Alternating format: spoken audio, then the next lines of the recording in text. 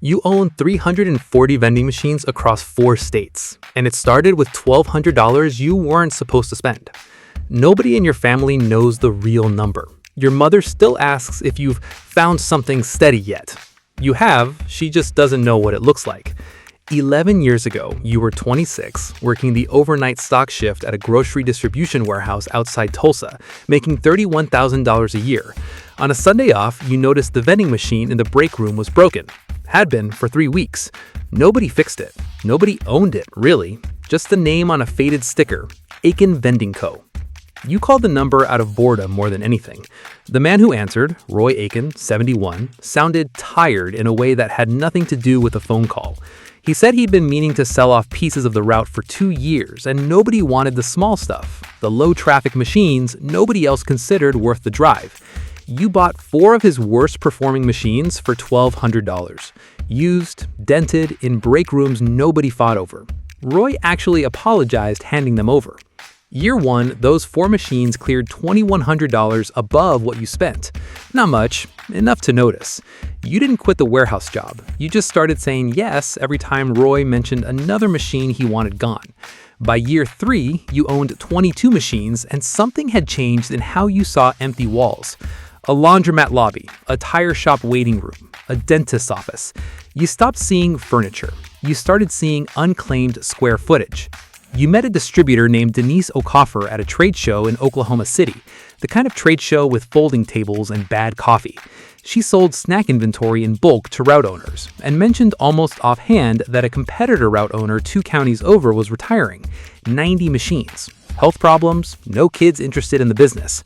You bought that route for $180,000, financed through a small regional bank that barely blinked at the number because vending machines don't default like restaurants do. People still get hungry during a recession. That single fact is the whole business model. By year 6, you owned 190 machines and hired your first full-time route driver, a guy named Marcus Dell, who'd been laid off from a trucking company. You still drove your own route twice a week, not because you had to, because the machines told you things a spreadsheet couldn't. Which locations were dying, which were about to boom.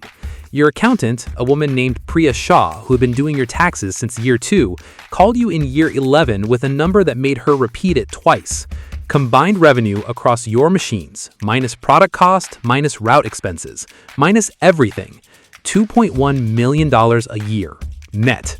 You didn't buy a Range Rover, you bought 40 more machines.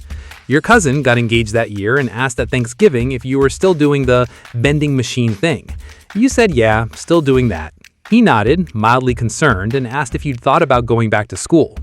The email arrives on a Thursday, Priya's year 11 summary. You're standing in a gas station parking lot restocking a machine yourself because Marcus called in sick when you open it. Total business valuation across 340 machines, 4 states, 4 route drivers, and 1 warehouse lease, $40.3 million. You finish restocking the machine. Peanut M&Ms, front left column, always the first to sell out. You close the glass door. Hear it click. Roy Aiken passed away 2 years ago. You went to the funeral. Nobody there knew you were the reason his last 2 years were comfortable. You'd quietly been overpaying him for referrals he sent your way, calling it consulting. You drive home in the same Honda you bought used in year 2. Your mother calls that weekend, asks again if you've found something steady. You tell her, yeah, it's going fine. She says that's good and asks when you're going to get a real office job. You don't correct her. The number was never the part anyone needed to understand.